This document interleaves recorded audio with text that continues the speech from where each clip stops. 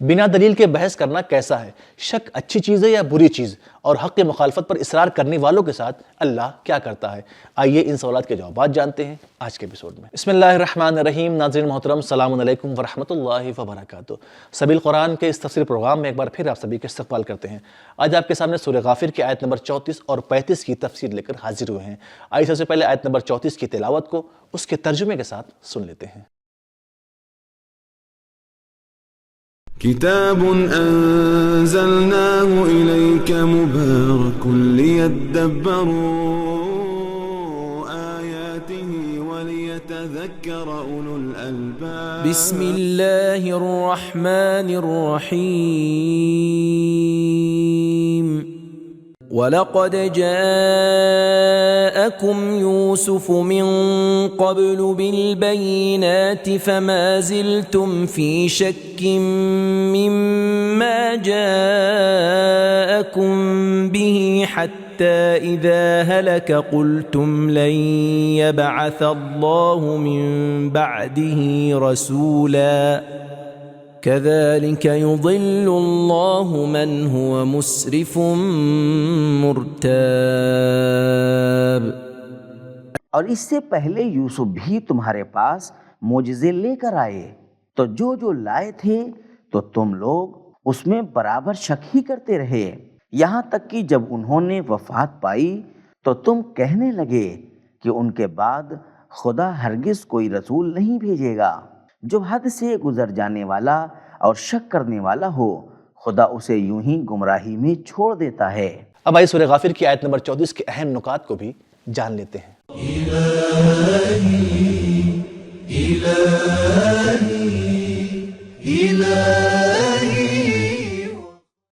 نکات: مومن آل فرعون نے لوگوں کی ہدایت اور بیداری کے لیے پہلے تو گزشتہ لوگوں کی تاریخ کو بیان کیا اور کہا جو بلا قوم نوح، عاد اور ثمود پر آئی تھی، ایسا نہ ہو کہ وہی بلا تم پر بھی آ جائے۔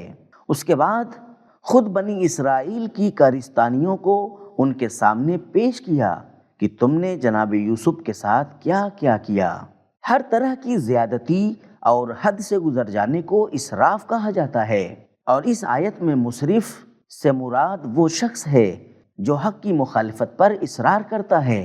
تفسیر رہنما۔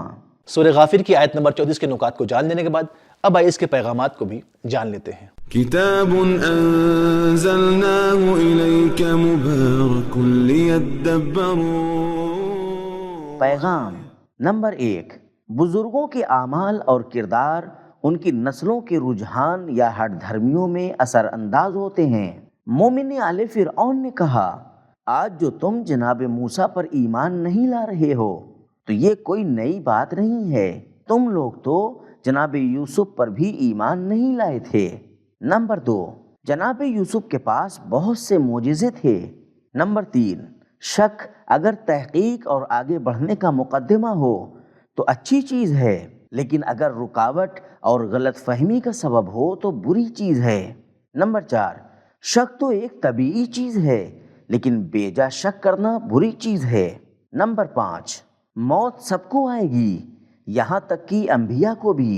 نمبر 6، حضرت یوسف علیہ السلام کے بعد ختم نبوت کے عقیدے کی وجہ سے بنی اسرائیل کے کچھ لوگوں نے جناب موسیٰ علیہ السلام کی نبوت کو قبول نہیں کیا۔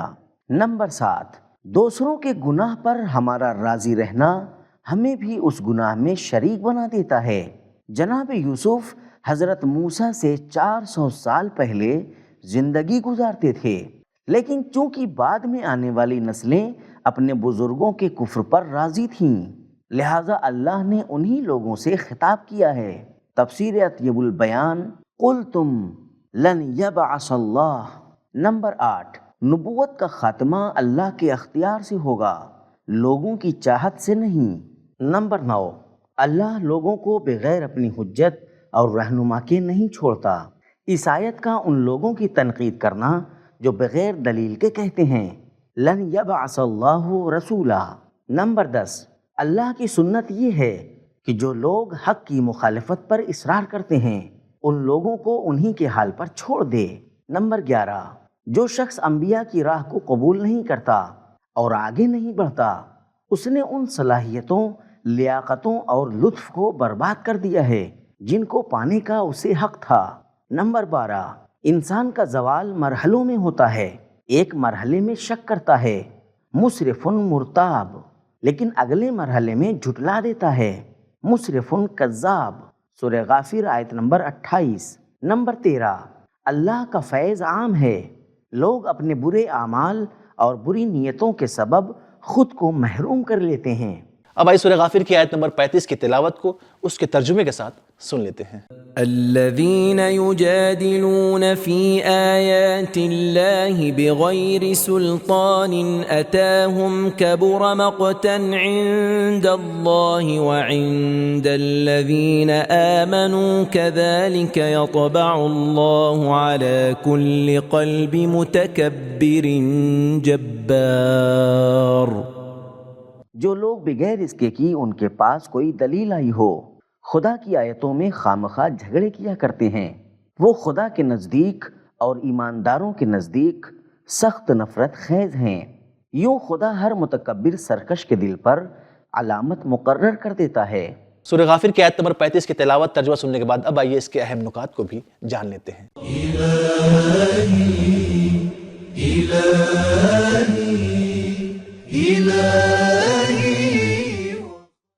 نکات: سلطان کا معنی ہے دلیل اور حجت، اور مقت کا معنی ہے شدید غصہ۔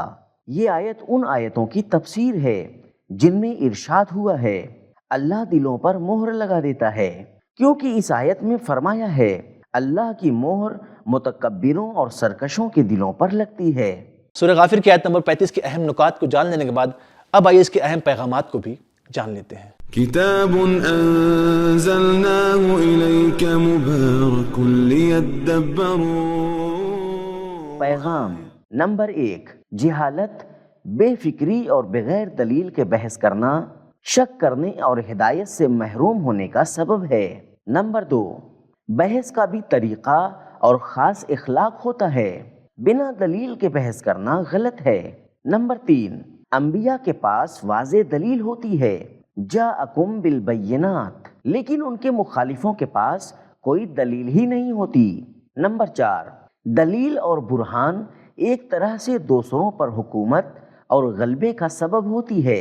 نمبر 5، بنا دلیل کے بحث کرنے والے لوگ اللہ اور لوگوں کی نگاہ میں محبوب ہونے سے محروم رہتے ہیں۔ نمبر 6، اللہ کا عذاب اس کے قانون کے حساب سے ہوتا ہے۔ نمبر 7، بیجا تکبر انسان کو اللہ کے لطف و کرم سے محروم کر دیتا ہے۔ نمبر 8، جس حکومت کا حاکم فرعون جیسا متکبر اور سرکش ہو، وہاں لوگوں کی رہنمائی کے لیے ایسے الفاظ کا استعمال کیا جائے کہ لوگ خود اس کے مصداق کو سمجھ لیں۔ نمبر 9، حضرت موسیٰ کی ریاست کے انکار کی وجہ جو پچھلی آیت میں بیان ہوئی وہ تکبر کی وجہ سے تھی۔ نمبر 10، مومنوں کو چاہیے کہ بے منطق و دلیل بحث کرنے والوں کے سامنے رد عمل پیش کریں، ان سے بیزاری کریں اور اپنے غصے کا اعلان کریں۔ تو ناظرین، ہم نے جانا کہ بنا دلیل کے بحث کرنا غلط ہے، ایسا کرنے والا اللہ اور لوگوں کے نزدیک محبوب نہیں رہتا۔ شک اگر تحقیق اور آگے بڑھنے کا مقدمہ ہو تو صحیح چیز ہے، اور اگر رکاوٹ اور غلط فہمی کا سبب بنے تو بری چیز ہے۔ اور اللہ کی سنت یہ ہے کہ جو لوگ حق کے مخالفت پر اصرار کرتے ہیں ان کو ان کے حال پر چھوڑ دے۔ تو ہمارا آج کا ایپیسوڈ یہ ختم ہوا، ملتے ہیں اگلے ایپیسوڈ میں، تب تک کے لیے خدا حافظ۔ سبیل قرآن، قرآنی سماج کی پہچان۔